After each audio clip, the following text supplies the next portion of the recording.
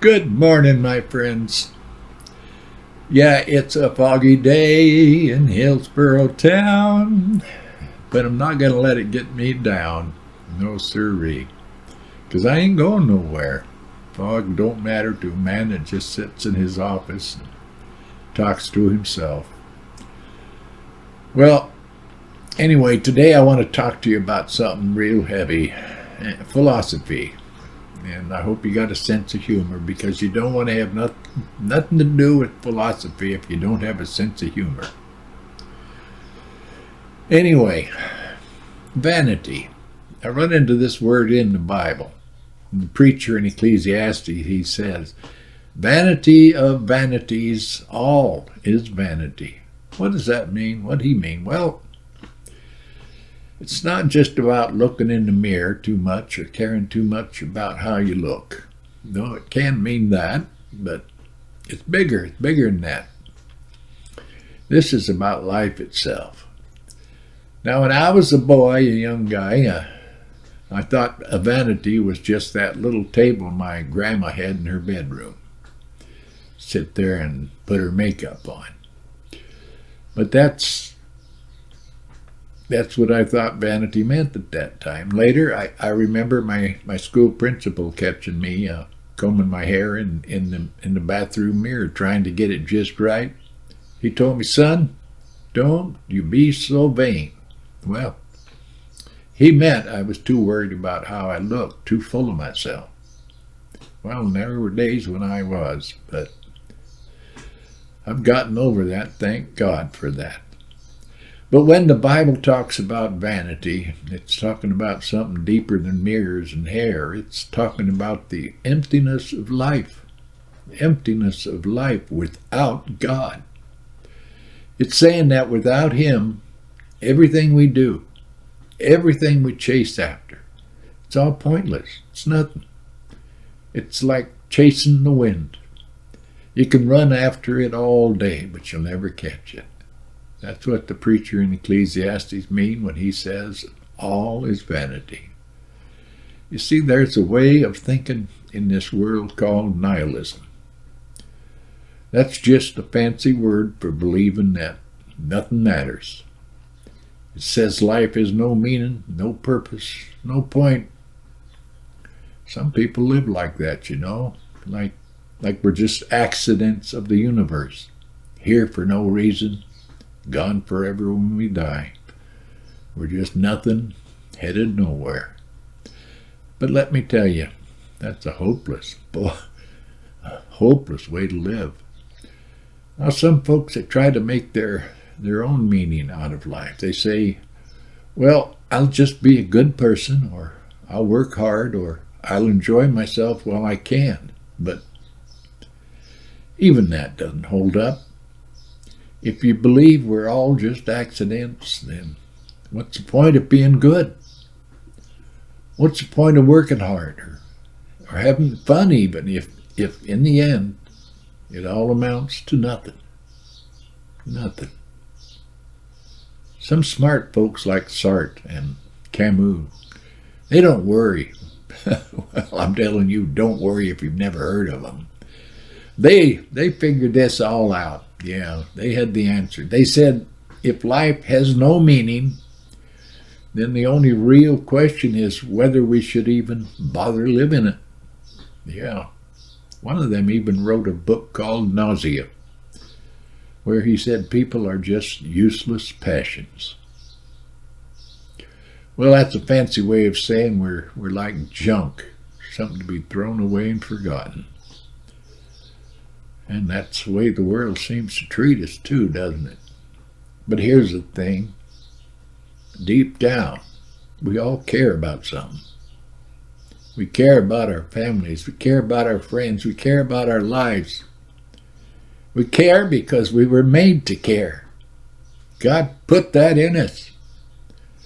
But if there's no God, then what we care about doesn't really matter, does it? It's like yelling into an empty canyon. They're like some folks into an empty whiskey bottle or an empty needle.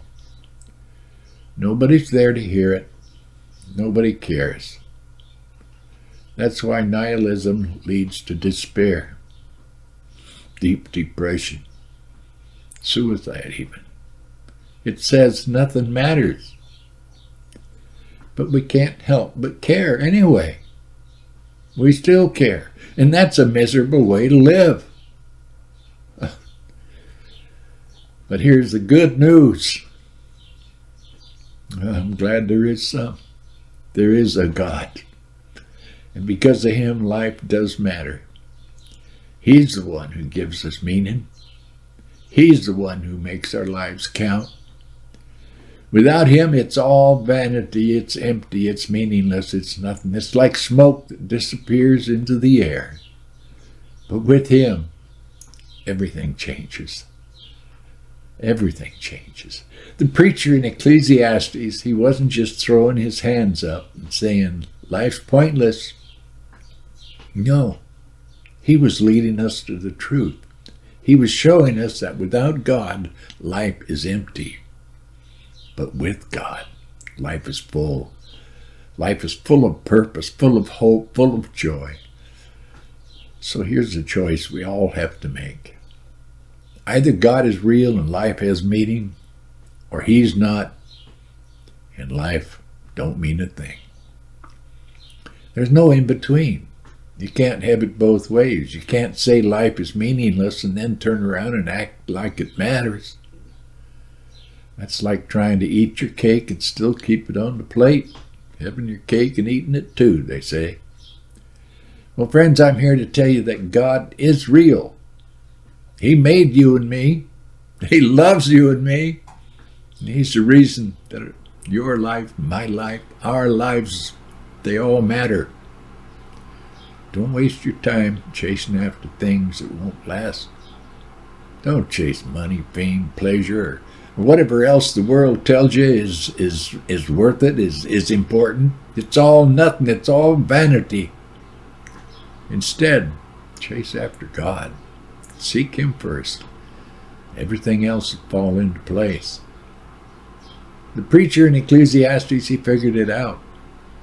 At the end of the book, he says this: fear God, keep his commandments, for this is the whole duty of man. That's the answer. It's plain, simple. Life without God is vanity. It's nothing. But life with God is everything. Everything good. Everything eternal. Eternity with God. So let's stop chasing the wind. Let's stop fooling ourselves into thinking we can find meaning on our own. Let's turn to the one who gives life its meaning. Because in the end, he's all that matters. He's all that matters. And let me leave you with this. On my YouTube page, you look down under those playlists there, and you'll see one of them is wisdom. Click on that, and you'll see Ecclesiastes. Give it a listen. It's a short book. It's not that long. And then you might read it in the Bible too, and get it straight, clear. So, I'm going to leave you with that. I pointed you to Ecclesiastes, and I really, really want you to listen or read that. And also, please like, share, and subscribe. And donate if you feel so led. Visit the website, faithfulpilgrim.org. And I'm going to leave you with that. And I'll be posting something on the website today. And I'll be back on here if time don't run out. God bless my friends, my good friends. I'll see you later.